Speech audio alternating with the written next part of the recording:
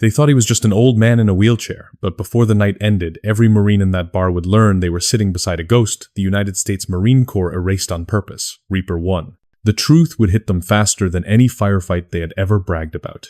A group of young Marines were drinking loud and careless, when an older man in a faded Marine jacket sat quietly at the counter, saying nothing, inviting no attention. His name was Jack Reynolds, but none of them cared enough to find out. A tall corporal noticed him and shouted, "Look, boys, Grandpa rolled in for happy hour," sparking quick laughter. Jack didn't react, but Eddie the bartender froze, because he knew exactly who the old man was. The corporal pushed further, stepping closer and smirking. "Hey, sir, you lose your license or just the legs?" The noise around them thinned as a few Marines sensed they were crossing a line. Jack answered without raising his voice. "Son, the last man who talked to me like that is buried in Arlington." The words struck the room harder than the insult that triggered them. Trying to save face, the corporal leaned in again and said, "All right, old-timer, you a vet?" Jack replied with a single calm word, "Once," and the corporal laughed, calling him supply, logistics, maybe a cook. He tapped Jack's wheelchair, and the entire bar felt the disrespect in the metal click. Eddie muttered that he should stop, but the corporal didn't listen. Jack's jaw tightened as he said, "I looked worse when it happened," which made the corporal demand, "When what happened?" The room grew still, waiting for the answer. Jack turned to face him fully and asked, "Son, you ever hear of a call sign?" The corporal shrugged, saying every Marine gets one eventually. Jack nodded once and said, "Mine was Reaper 1, and the entire bar froze at the same time. A sergeant with a scar lowered his beer and whispered that name like he had seen a ghost. The corporal looked confused until the sergeant said, "Everyone knows Operation Stone Viper. They said Reaper 1 took out an entire insurgent line alone and never came back." Jack simply confirmed, "They told everyone I died." The sergeant stood and saluted. Others followed, and the corporal's face turned pale as he finally understood who he had mocked. Reaper 1 wasn't a myth and wasn't a story. He was alive and right in front of them. And before anyone could speak again, someone far more powerful than every man in that room was already on the way, ready to prove why Reaper 1's return wasn't just shocking, it was dangerous. The bar was still tense when the truth about Reaper 1 settled in, and every Marine stood frozen between fear and respect as Jack Reynolds returned his gaze to his whiskey. No one dared speak because any wrong word now felt like it could detonate something far larger than a bar fight. The corporal who had mocked him earlier tried to step back toward his group, but the sergeant grabbed his arm and whispered that he had just insulted a man whose name was still classified after 23 years. The corporal's hands shook, not from fear of Jack, but from realizing the Corps had lied to them about which heroes stayed dead. Jack did not look at any of them. He simply breathed, slow and steady, as if conversations like this were nothing new in his long life. He had been treated like a ghost for so long that hearing his call sign spoken aloud again barely changed his expression. The younger Marines exchanged glances because they had trained on missions where the name Reaper 1 was referenced as a cautionary tale, a story of what happens when a man is pushed beyond limits and left behind. None of them expected to meet him in a bar on a random night, much less after insulting him. Eddie tried to keep the room calm by wiping down the counter, even though he was not cleaning anything. His hands moved out of habit, but his eyes never left Jack. He had known for years that Jack carried a past too heavy to describe, but he never imagined it would collide with the present this violently. The corporal finally forced himself to speak, his voice unsteady as he said, "Sir, I did not know." Jack raised a hand gently, shutting him down without anger or forgiveness, just finality. "You did not know because you were never meant to know." The sergeant swallowed hard because he remembered the rumors that Reaper 1 had been wiped from every paper trail, every official report, and every surviving witness account. Some stories said he went dark by choice. Others said command forced him out of existence to seal a mission that went wrong in ways no one ever admitted.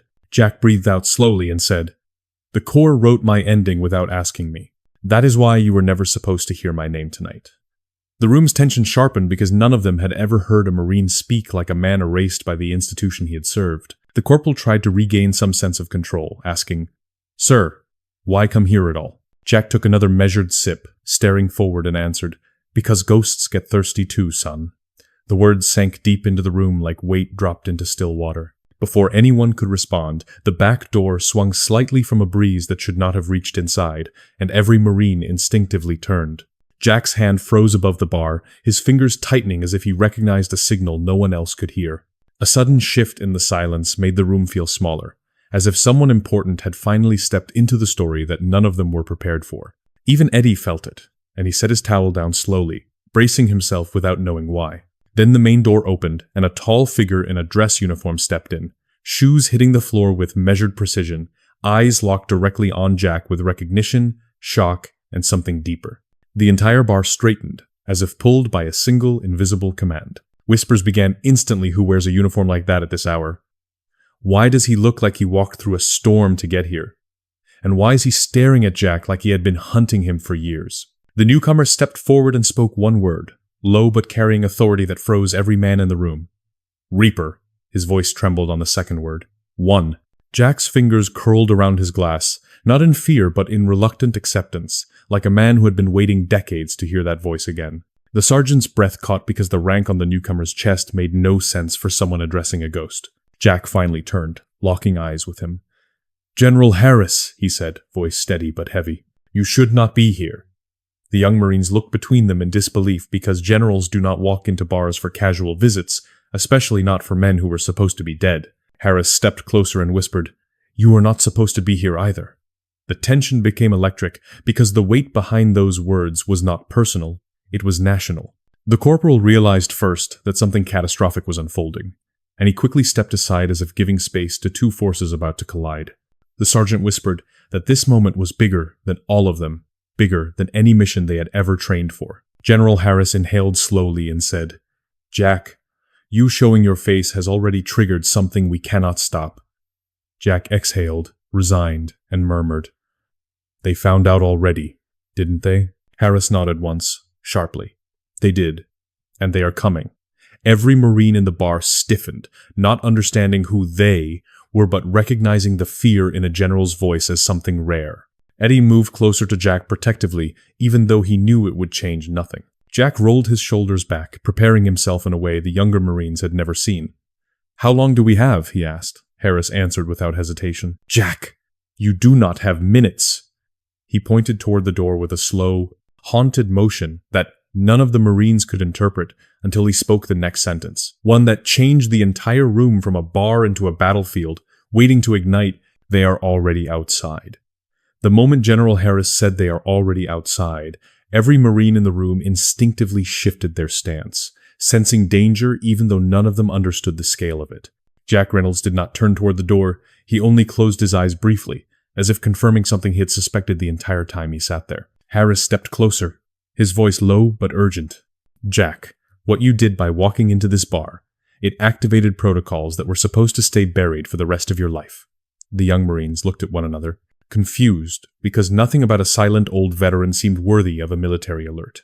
Jack opened his eyes and replied, "You think I do not know that? I felt them long before you walked in, General." The room fell even quieter because Marines know when someone is speaking beyond rank and into truth. Eddie leaned over the counter with a clenched jaw, trying to shield Jack, even though he knew he could not. "General, what does they mean? Military police? Command?" Harris shook his head with a grim certainty that made Eddie step back. "These are not military police and not command," Harris said. "These are people whose job is to keep certain ghosts buried. Permanently." The corporal swallowed hard because he finally understood that he had not mocked an old man. He had mocked a classified weapon the government abandoned. Jack rolled his wheelchair an inch, just enough to position himself between Harris and the door. "How many are outside?" Harris hesitated for the first time. "Enough that you will not be given a second chance if you stay." The sergeant scratched his jaw and whispered, "Sir, why would anyone want to bury a Marine who saved lives?" Jack lifted his chin slightly. "Because saving lives is not what command remembers. They remember what I saw." The corporal blinked. "What did you see?" Jack did not answer immediately. He simply said, "Stone Viper was not a rescue mission. It was a mistake they could not admit." Harris whispered urgently, "Jack, that is enough. Do not start that in front of them." But Jack ignored him, eyes fixed on the younger Marines whose lives would never look the same after tonight. "They sent us into a compound they claimed held 2 hostages. Jack said, "But there were over 100 hostiles, and something else they never briefed us on." The Marines leaned in instinctively, sensing the weight behind his words. Eddie, swallowing, asked, "Something else? Like what?" Jack sighed once. "Evidence of operations that never made the reports. Operations no one was supposed to survive," he said. "And yet I did." The corporal's voice cracked slightly. So Command erased you because you lived? Jack nodded. And now they want to erase me for real. Harris placed a hand on Jack's shoulder. Jack, there is no time for confessions. You need to move now. Jack shook his head. No more running. He looked straight at the corporal. Tell me your name, son. The corporal stiffened. Corporal Daniel Ross, sir. Jack nodded. Good. You remember this night. You remember exactly what happened, and you remember who came for me. Ross whispered. Sir, I do not want to remember this. Jack replied. You will not have a choice. The room's air shifted suddenly, a subtle pressure drop that every Marine recognized as the warning before violence. Harris glanced toward the front windows, jaw tightening. They are positioning, he said. The sergeant whispered, General, positioning for what? Harris answered, extraction or elimination. Depends on whether Jack cooperates. The corporals and privates instinctively stepped in front of Jack, forming a loose protective barrier they did not fully understand. Eddie slammed his hand on the counter. You are not taking him without a fight, he said, even though he had no weapons strong enough to fight anything outside. Harris raised a hand to calm them. If you fight, you die in the first 30 seconds, he warned. These men are federal assets, not soldiers. They are trained for one purpose. Jack finished the sentence for him. Control the narrative. Outside, the sound of synchronized footsteps moved across the concrete, not hurried, but deliberate. Ross felt his stomach drop. General, what are we supposed to do? Harris replied, You get out of the way. Jack did not move. No, he said. They came for me. So let them. Harris grabbed the back of Jack's wheelchair. Jack, you do not understand. This time they are not here to bring you in. They are here to erase the program entirely. Jack stared straight ahead. Then they should have done it 23 years ago. The footsteps outside stopped. Complete silence followed. Harris whispered, This is the point where you still have a choice. Jack replied, I made my choice a long time ago. Before Harris could argue, a sharp metallic click echoed from outside one. The Marines recognized instantly. Not a safety being switched off, not a weapon being drawn. It was a door latch. The front door handle began to turn, slow and controlled, as if the person on the other side already owned the room. Eddie's breath caught. Ross stepped backward instinctively. The sergeant whispered something that sounded like a prayer. Harris took a single step toward the door. Jack, he said quietly, whatever comes through that door will not be under my command. Jack nodded once. I know. The door swung open, and before the silhouette fully stepped inside, a single object slid across the floor, stopping inches from Jack's wheelchair. A black metal identification disc, stamped with one word. Jack froze, eyes widening for the first time that night, because only one unit used discs like that, and they only used them right before the target disappeared permanently. And then the silhouette stepped into the light, and the Marines saw the face of the one person Jack Reynolds had prayed he would never see again. The figure stepped fully into the doorway, and for a moment the room could not decide whether to breathe or freeze. The man was in a black suit, hair cropped military short, expression empty in a way that only came from years of sanctioned silence. Jack's voice dropped to a rasp. Agent Cole. None of the young Marines recognized the name, but General Harris reacted instantly, stepping in front of Jack as if trying to block the view. Cole, this is not your jurisdiction, Harris said, but Cole did not even look at him. His eyes stayed locked on Jack like a sniper sighting a target he had been tracking for decades. Cole walked forward slowly, picking up the identification disc from the floor and placing it on the bar in front of Jack. Reaper 1, he said. You were declared neutralized 23 years ago. Your reappearance violates Sealed Order Theta Protocol. The corporals exchanged confused glances because even Harris flinched at that phrase. Jack kept his voice steady as he answered. Theta Protocol was written to bury the truth, not protect it. Cole's jaw flexed once, the closest thing he had to emotion. Your truth is the reason we exist. The sergeant stepped forward, trying to intervene. Sir, with respect, this is a Marine war hero. Cole turned his head, slow and sharp. War heroes get medals, classified liabilities get erased. The sergeant froze, realizing he had stepped into something far beyond rank. Eddie slammed a hand on the counter. You cannot just walk in here and threaten him. Cole shifted his gaze to Eddie. Civilian involvement will be noted. His tone made it sound like a death sentence without saying the word. General Harris finally snapped. Cole, stand down. I gave him permission to re-emerge. Cole replied, You do not have the authority to unbury a ghost. Harris stepped forward until they were almost chest to chest. Then you take it up with command. Cole extended a small tablet toward Harris. I already did. The screen displayed a live authorization code, blinking red. Even Harris blanched. The young Marines had no idea what they were looking at, but the fear on a general's face told them everything they needed to know. Jack looked at the code quietly. So they finally signed it. Cole nodded. Full recall, you understand what that means. Jack exhaled once, a slow, resigned breath. It means they want me gone for real this time. Ross stepped forward, shaking his head. Sir, they cannot just erase a man. Jack looked at him with a faint, tired smile. Corporal, they erased me before you were born. The words hit everyone harder than the corporal expected. Cole lifted a hand slightly, a gesture the younger Marines did not recognize, but Harris did. Harris grabbed Jack's wheelchair immediately. Jack, brace yourself. Ross panicked. Brace for what? Harris hissed. They do not send Cole alone. The door behind Cole opened again. No footsteps, no warning, and 3 more suited agents entered with the same cold precision. They formed a line, silent, hands by their sides, not reaching for weapons because their entire presence was a weapon. Cole spoke without turning. Reaper 1, you are to be transported immediately under Directive 0 clearance. Harris's face drained. 0 clearance? That was decommissioned. Cole finally looked at him. It was reactivated for 1 target. Jack stared at Cole. You really came to finish me, did you? Cole said nothing. He only placed a small black case on the bar. Jack recognized it immediately, and so did Harris. The air shifted like someone opened a hatch in the middle of a storm. Ross whispered, Sir, what is that? Harris answered quietly, A containment kit. Ross blinked. Containment for what?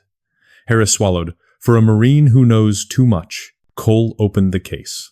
Inside were restraints, not metal, not standard issue, but the kind used in covert extractions where the subject must disappear without record. The Marines stepped back in horror because it looked less like an arrest and more like the preparation for a body bag. Jack fixed his eyes on Cole. So this is how it ends. No trial, no recognition, just silence. Cole's expression never changed. There is no ending, only removal. Harris suddenly moved between them. Cole, if you take him, you will open wounds that have been sealed for 23 years. You will start something you cannot stop. Cole answered, That is not my concern.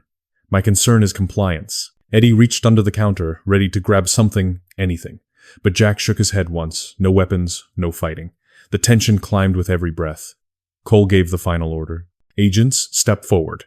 The 3 men behind him moved as one, closing the distance between Jack and the exit. Ross whispered to the sergeant, Do we intervene? The sergeant gritted his teeth. If we do, we die. If we don't, he disappears. Jack looked at the young Marines, eyes steady. Stand down, all of you. This is not your fight.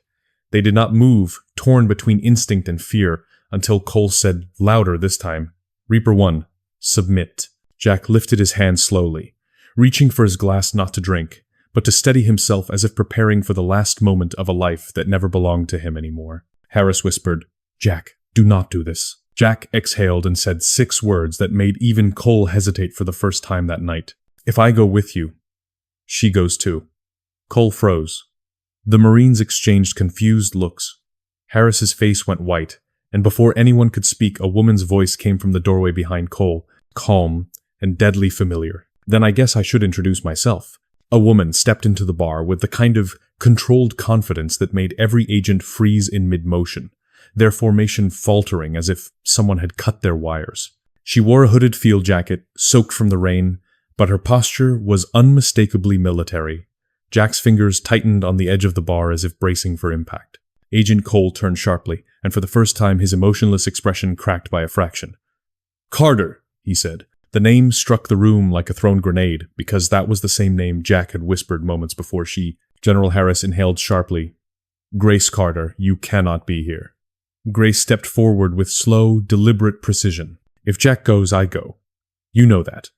Ross glanced between them, confused, realizing he was now watching history rewrite itself in real time. Cole's jaw tightened. Lieutenant Grace Carter was declared deceased during Stone Viper. You cannot be her. Grace looked directly at him. Then consider this your proof that command buries the wrong bodies. The young Marines exchanged horrified looks because this meant 2 ghosts had walked back into the world on the same night. Jack finally spoke her name, quiet but heavy. Grace. She turned her eyes to him, and for the first time since entering the bar, her voice softened. You should have stayed off the radar, Jack. Jack answered, You should have stayed dead. Ross whispered to the sergeant, Sir, I thought Stone Viper only had one survivor. The sergeant replied, That is what we were told. That is what everyone was told. Grace heard them and gave a small bitter nod. Exactly. Because the truth would have destroyed too much. Cole stepped forward, regaining control. Lieutenant Carter, you are not authorized to interfere. Your presence violates multiple sealed directives. Grace stared him down. Your directives mean nothing to me anymore, Cole replied. They mean everything to command. Harris tried to de-escalate, raising both hands. Cole, listen to me. If the public ever finds out 2 presumed dead Marines reappeared in the same facility on the same night, no amount of classification will contain the fallout. Cole answered, Then we will ensure no one finds out. Grace moved instantly, stepping between Jack and the agents. You are not laying a hand on him. Ross took a step forward as well, breath shaking. Ma'am, if you stood with him back then, we stand with you now. Grace's eyes locked on his. Do not make that choice, Marine, not tonight. Cole signaled the 3 agents behind him. Carter, stand down. This is your final warning. Grace did not move. If you touch him, you restart the program, and you know exactly what that means. Cole froze again because she was right. 0 clearance was meant to erase, not escalate. Jack's voice cut through the tension. Grace, why are you here? She answered without looking back. Because when you showed up on surveillance, they activated my contingency signal. That means I am officially alive again whether I want to be or not. Ross blinked. They had a contingency on you? Grace nodded. They had one on all of us. Jack was just the first to trigger his. Harris exhaled sharply, realizing the enormity of it. This is bigger than any of us. Cole lifted the black case again. Reactivation or termination. Those are the only outcomes of a 0 clearance breach. Grace stepped closer to him. Then you will have to do it to both of us. The sergeant whispered, General, this is going off the rails. Harris nodded grimly. It already went off the rails 2 decades ago. Cole raised his hand to command the agents forward, but before he could finish the gesture, Grace said one sentence that shattered the room's balance entirely. Cole, he is not your priority target anymore. The 3 agents behind Cole froze mid-step, their training overriding their momentum. Cole stared at her. Explain. Grace spoke slowly. Jack is not the only missing piece. If you take him without me, your entire chain collapses. Ross blinked. Chain of what? Grace answered, The REAPER program. Jack closed his eyes. Grace, do not. Grace ignored him. These agents are not here to erase one man. They are here because the entire program is unstable, and they think eliminating Jack will fix everything. Cole narrowed his eyes. Will it not? Grace stepped closer. No. Because you still do not know what actually happened in the last 5 minutes of Stone Viper. Every Marine in the room leaned forward as if pulled by gravity. Harris whispered, Grace, do not do this. Grace lifted her chin. He deserves to know. They all do. Cole's voice sharpened. Carter, enough. Grace kept talking. You think Jack was the only one left alive? You think I survived because of luck? She looked at Jack. You survived because of me. And I survived because of her. Jack froze. His breathing stopped. His hand shook for the first time since they walked in. Grace, what did you say? Grace looked him in the eyes. Jack, you were not the last one pulled out of that compound.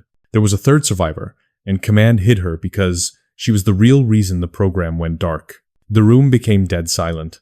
Ross whispered, A 3rd? Who? Grace answered, Someone you thought died before you even reached the extraction point. Jack's voice cracked. Grace, who survived? Grace hesitated only 1 second. Then she said it. Your daughter. Every agent in the room reached for their weapons at the same time. Every Marine took a step back in shock. Jack's world tilted, and Grace whispered the kill shot. She is alive, and they are coming for her next. Jack's entire body went rigid when Grace said the word daughter, as if someone had reached into his chest and ripped out a truth he did not know he still had. His voice shook for the first time in decades when he whispered, Grace, that is impossible. My daughter died before I deployed.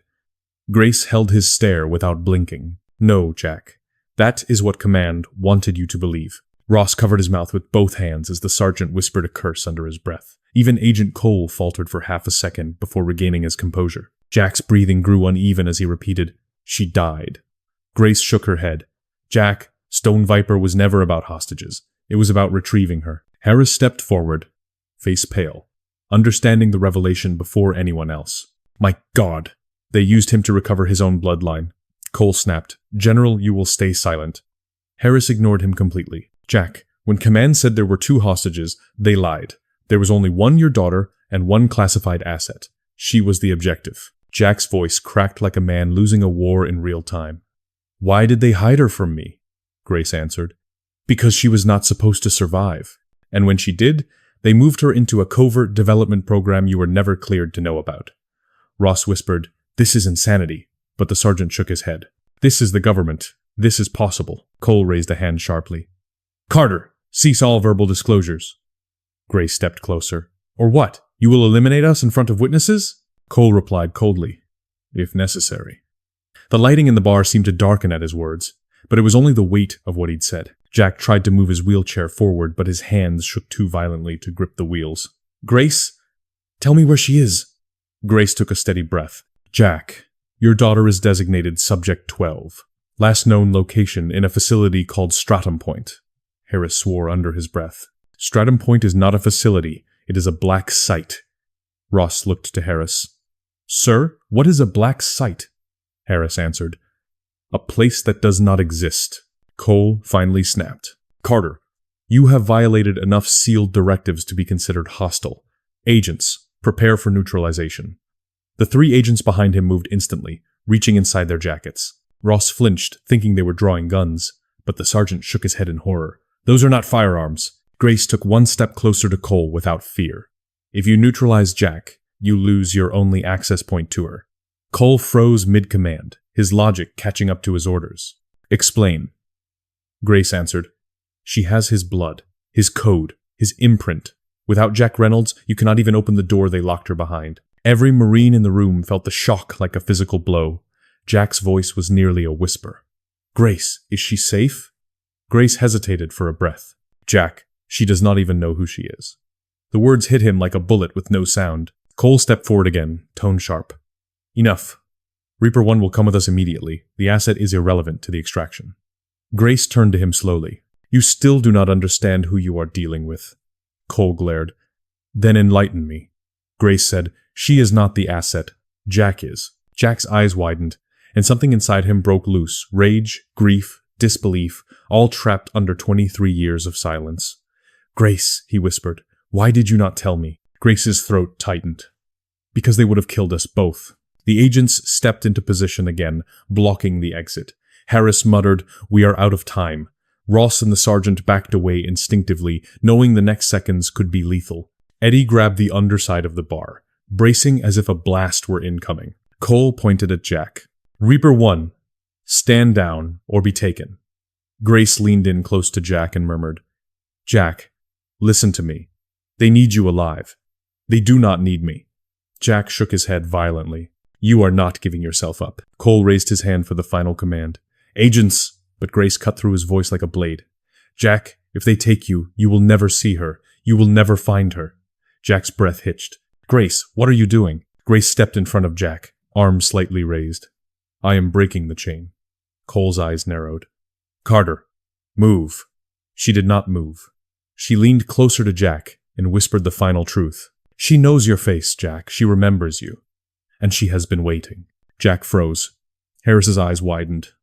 Ross covered his mouth again. Even Cole's mask cracked at the phrase, "She remembers you." Grace took a slow breath, bracing herself, and then she said the sentence that detonated the room. "Jack, your daughter is coming here." The entire bar went silent. Cole's agents instantly drew their weapons. Harris swore violently. Ross shouted, "Incoming movement!" The building's windows vibrated, and something enormous slammed into the ground outside.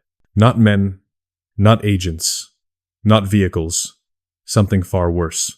The impact outside shook the entire bar like a controlled detonation, rattling glasses on the shelves and snapping every head toward the windows. Ross staggered back, shouting, "That was not a vehicle!" Harris grabbed him by the collar and pulled him down. Of course it was not a vehicle. They would never risk a civilian witness unless they were deploying something classified. Jack gripped the arms of his chair, his breathing shallow as he processed Grace's final words. My daughter, is coming here?" His voice carried the kind of fear only a father whose life was stripped away could understand, even after 2 decades of silence. Grace stepped beside him, her palms raised toward the agents who had instantly shifted into a combat stance. "Cole, stay Stand down. If you fire, you will trigger her protocol. Cole's jaw locked. There is no protocol that justifies letting a compromised subject breach a civilian location. Grace snapped. Then you truly have no idea what she is. Another tremor hit the ground. Lighter this time, but unmistakable, like something adjusting its position. Eddie ducked behind the bar with a shaking voice. General, please tell me that is just soldiers. Harris did not answer because the truth was far worse than anything the bartender could imagine. Cole nodded to his agents. Weapons up. Eyes on the entrance.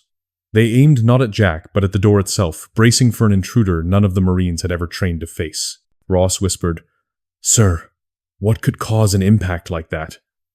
The sergeant answered quietly, Something heavy. Something not human. Jack looked at Grace, pleading, Grace, tell me what she has become. Grace took a breath that carried 23 years of guilt. She survived Stone Viper. She survived the compound. She survived the extraction. But Command did more than recover her. They studied her. They built something around her. Cole snapped sharply, Carter, silence! Grace ignored him. Jack, she was a child when they took her from you. A child built to endure environments no adult could handle. They did not just hide her, they weaponized her survival. Jack's knuckles whitened. Weaponized? Grace nodded. Everything you lived through, she lived too, except she did not have the choice to forget. Ross whispered, horrified. They turned his daughter into an asset.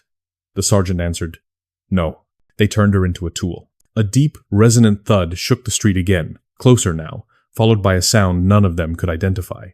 It was not footsteps. It was not machinery. It was something between the two. Cole's agents rotated with robotic precision, aiming at every angle of approach. Cole spoke low and steady. Carter, if she was compromised during Stone Viper, she is not stable. Grace shot back. She is not compromised. She is controlled. Cole replied flatly. Same thing. Jack's voice cut through the tension. Why is she coming here? Grace turned toward him slowly. Because she saw your name. Because she saw the footage of your face when you rolled into this bar. Because somewhere in her mind, buried under layers of conditioning and lies, she still recognizes you. Ross's voice cracked. She tracked him? Grace nodded. She tracked the only piece of her past that was real. The agents suddenly tensed as a shadow moved across the window longer than a human silhouette, shifting unnaturally. Harris clenched his fists. Cole, that is not her, is it? Cole did not answer immediately.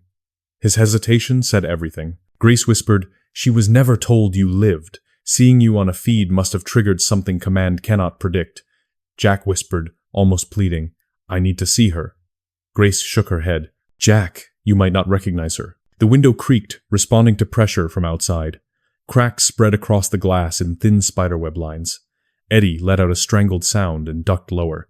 General, we need to evacuate. Now. Harris shook his head. Evacuation is impossible. If she has truly activated, she will not let anyone leave.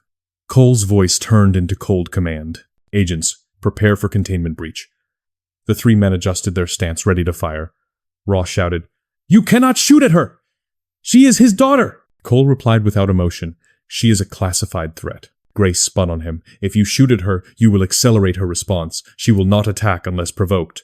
Cole countered, Her existence is provocation. The shadow outside expanded across the cracked glass, as if something enormous leaned in, examining the light inside. Jack wheeled himself forward by inches, ignoring Harris's warning hand. Grace, let her in! Grace grabbed his shoulders.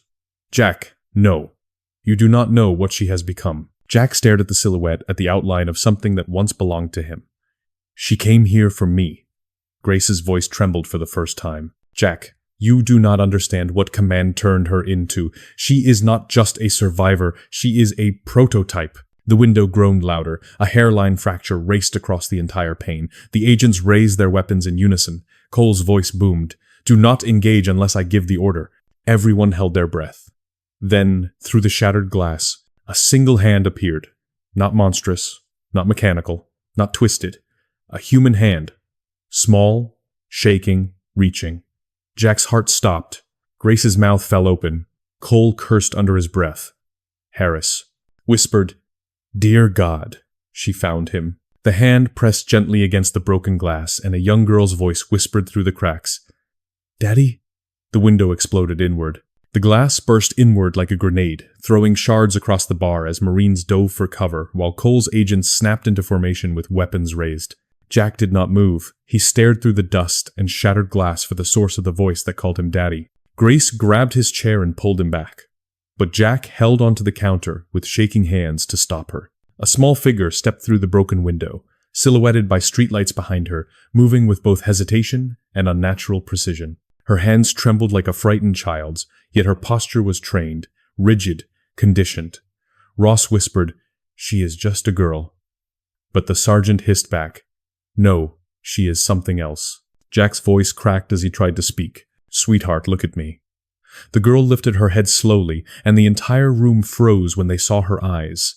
One human and terrified, the other glowing faintly with an artificial iris. Cole raised his hand sharply. "Agents, prepare for containment. Do not fire unless I authorize." Grace shoved herself between the agents and the girl. "Cole, she is not hostile. She is scared." Cole replied without emotion. "Fear does not negate classification." The girl stepped forward with tiny, uncertain steps. Her gaze locked on Jack with a recognition that defied everything she had been programmed to forget. Jack reached a hand toward her slowly, fingers trembling harder than the bar's shaking walls. "I thought I lost you," he whispered. She froze halfway to him, her breathing shallow and uneven, as if fighting something inside her mind. Grace whispered, "Jack, the conditioning is pulling her back. You need to break through it." Jack nodded and forced his voice steady. "Baby, it is me. No drills, no commands, just your father." Cole's tablet vibrated loudly with an emergency alert, drawing every eye. He checked the screen, and his face finally showed fear. "Stratum Point is online," he said. Her handlers just activated remote override. The girl's body jerked violently, her head snapping toward the agents against her will as a synthetic tone rang softly from somewhere deep in her neural implants. Grace lunged forward, grabbing her shoulders. "Look at him, not them!" The girl trembled, torn between recognition and control. Jack forced his chair forward, ignoring Harris's attempt to hold him back. "Sweetheart, listen to me. You came here because you remembered me." She gasped, fighting for breath, her small fingers twitching as if resisting an unseen leash. I did," she said, voice breaking. Cole stepped forward quickly, raising a device with a glowing red interface. "Override confirmed. Subject is entering extraction mode," Ross shouted. "Extraction? She is a child, not equipment." Cole replied, "She is not entering extraction. She is extraction." The girl suddenly turned her head, as if hearing a voice no one else could hear. Her glowing eye dimmed, then brightened again, like a flickering signal. Grace tightened her grip and whispered, "Jack, she is losing herself." Jack leaned forward and said the only words that could break conditioning stronger than chains. "I never stopped looking for you." The girl let out a choked sob and took another step toward him, not away. Cole's agents immediately shifted, preparing to intervene, but Harris barked, "Stand down, she is still trying to reach him." Cole snapped back. "She is seconds from activation. If she completes the sequence, this entire block is compromised." Grace's voice cracked with desperation. "Jack, say her name." Jack shook, tears forming. "They never told me her name." Grace's voice softened with a grief that cut through the room. "Then give her one." Jack reached out a trembling hand. "I name you Hope." The girl inhaled sharply as if waking from a nightmare, her glowing eye flickering violently. "Hope," she whispered back, taking a final step toward him. Every agent lifted their weapons at once. Every Marine tensed, unsure who to protect. Grace screamed, "Do not shoot!" Then Hope turned fully toward Jack, her human eye filled with tears, her artificial eye burning like a warning light, and she said 5 words that made Cole go pale. "Daddy, they are behind me." The bar's back door shattered inward at that exact moment. Not from a kick, not from a weapon, from something inhuman forcing its way through. The back door tore off its hinges and slammed against the wall as a massive figure forced its way inside, moving with a gait that was wrong in every possible human way. Cole's agents rotated instantly, aiming at the intruder, while Hope stumbled backward toward Jack. Grace grabbed her arm and pulled her behind the counter. The shape stepped fully into the bar, and even the hardened Marines felt their stomachs drop. Its frame was human-sized, but reinforced, its movements stiff like a person fighting against their own body. Harris whispered, "That is not a soldier. That is an augmentation." Cole raised his containment device and spoke with urgency. "Unit 9, stand down. Your target is Subject 12 only."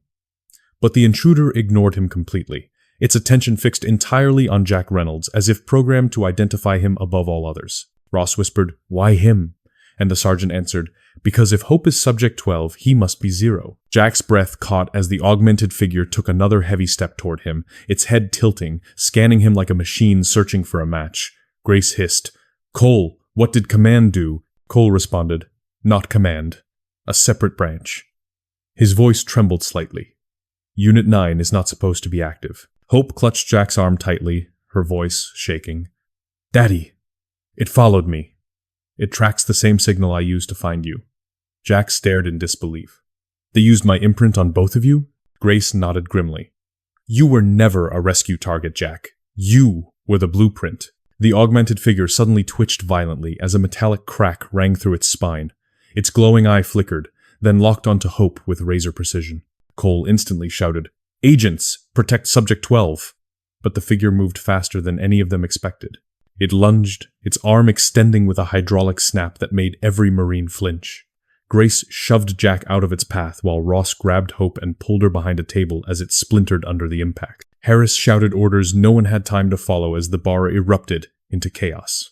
Cole's agents fired containment rounds that crackled with electrical charges, striking the augmentation across its torso. It staggered but did not fall. Instead, it recalibrated mid-motion, its spine snapping back into alignment in a way no human body could survive. Ross choked out, "That thing does not feel pain." Grace ducked behind the counter with Hope and Jack. "Cole, what is Unit 9's real directive?" Cole shouted back, "Termination of Subject 0 and recovery of Subject 12. The entire bar went silent for half a heartbeat as every Marine processed those words. Jack whispered in shock, "Termination of me?" Grace held his face in both hands. "Jack, listen to me. They think if you live, you will break her conditioning. If you die, they own her forever." Hope's small hands shook violently as she pressed herself against her father's chest. "Daddy, do not let it take me." The augmented figure roared, a sound that was not human but broken, distorted, mechanical pain mixed with a dying person's cry. It charged again, cleaving tables aside like cardboard. Cole's agents fired another volley, but the rounds barely slowed it as it barreled straight toward Jack. Jack pushed Hope behind Grace and faced the creature head-on despite being trapped in his wheelchair. "If you want me," he growled, "you will have to go through them." But Unit 9 did not slow. It lifted its arm again, aiming for a killing strike. Harris tackled Jack's chair sideways, sending both of them crashing into the floor as the augmented arm slammed into the spot where Jack's chest had been a second earlier. The impact cratered the wood and sent shards flying across the room. Hope screamed, "Stop!" And for the first time the augmentation hesitated just a fraction, but enough that the agents noticed. Cole hissed, "She can override it. She has access." Grace whispered, "Hope, do it again." Command voice. Hope squeezed her eyes shut and shouted the words she had been forced to learn. "Unit 9, disengage." The augmentation froze mid-motion, its limbs locking, its glowing eye flickering like a dying battery. Cole looked stunned. She accessed its primary command layer. Everyone held still. Marines, agents, Harris, Grace, Jack, waiting to see if the override would hold. Hope took a shaky step forward and repeated in a firmer voice, "Unit 9, disengage, disengage." The augmentation's head twitched, its jaw grinding, its systems struggling. Then it slowly turned its head toward her. Not frozen, not shutting down. Responding, recognizing. Cole whispered, "She's not disabling it. She's taking control of it." Grace's eyes widened in horror. No, that is not what she is doing." Jack pulled Hope back protectively. "Sweetheart, what is it doing?" Hope stared at the augmented creature, her voice small and terrified. "It is not listening to me." She took a breath that shook her entire body. "Daddy, it is listening to someone else." Cole checked his tablet, and his face turned white as the screen lit up with a remote signal. "Someone has hijacked Unit 9. Harris grabbed him. "Who?" Cole whispered one name. A name that froze the blood of every adult in the room. A name Jack never expected to hear again. Subject? 13. Unit 9 stood frozen in the ruined bar, its frame locked in standby mode as if waiting for the final command that would decide everyone's fate. Cole raised the control device again, his voice tight. "Reaper 1, if you refuse compliance, Unit 9 will execute termination protocol." Jack pulled Hope behind him, even though his hands were shaking from the truth he had just learned. "If you want to end me," he said, "then do it. But my daughter will never go back to the nightmare you built around her. Grace stepped to his side, her voice steady. This ends tonight, Cole. The Reaper program dies here. Cole stared at the device as command after command flashed across the screen in red letters. Neutralize Subject 0. Retrieve Subject 12. Ross whispered, "He is just a father, and she is just a child. How is this your target?" The sergeant muttered. "Because someone up top decided ghosts are easier to control than the truth." General Harris stepped directly in front of Cole and shoved the device aside. "I am assuming responsibility," he said. "Stand down," Cole snapped. "General, you do not understand." But Harris cut him off sharply. "I understand enough. I will sign every report needed to bury this program for good." Cole looked at his agents, then at Unit 9, then at Hope trembling behind Jack's chair. There was a moment thin, fragile, where the entire operation could still explode into violence. Then Cole lowered the device slowly. "Order rescinded," he said. "Unit 9, power down." Unit 9's glowing eye dimmed, its posture collapsing slightly, as systems shut off one by one. Ross let out a breath he did not know he was holding. Grace dropped to one knee beside Hope as the girl clung to Jack's arm with both hands. Cole stepped back, defeated but still fighting the truth. "Reaper 1, you understand that walking away makes you a permanent liability." Jack looked him in the eye. "I have been a liability for 23 years. Tonight, I stop being your ghost." Harris pointed to the door. "Leave, now. This operation is over." Cole signaled his agents, and they moved out in silence, carrying the powered-down Unit 9 with them. At the doorway, Cole paused and spoke without turning. "Reaper 1, the world will not believe your story." Jack answered, "I do not need the world to believe it." Cole left without another word. Ross approached Jack slowly. "Sir, what happens now?" Jack looked at Hope, brushing a strand of hair from her face with a trembling hand. "Now," he said softly, "we start over." Grace nodded. Tears she refused to show finally forming in her eyes. "And this time, no one will erase you." Harris exhaled deeply, knowing he had just crossed a line he could never uncross. "Jack," he said, "you are free." "Both of you," Jack whispered, "for the first time in 23 years. Hope pressed her forehead against his chest, whispering, "Daddy, can we go?" Jack wrapped his arms around her as tightly as his damaged body allowed. "Yes, sweetheart," he said. "We go home." Grace placed a hand on Jack's shoulder. "I will help you get there." The Marines watched silently as Jack rolled toward the exit with his daughter by his side and Grace walking beside them. No salute, no ceremony, just a man reclaiming the life stolen from him. Outside, the storm had finally ended. And as they disappeared into the quiet night, one truth settled over everyone who had witnessed what happened. Some legends die in battle, but some survive long enough to take their lives back.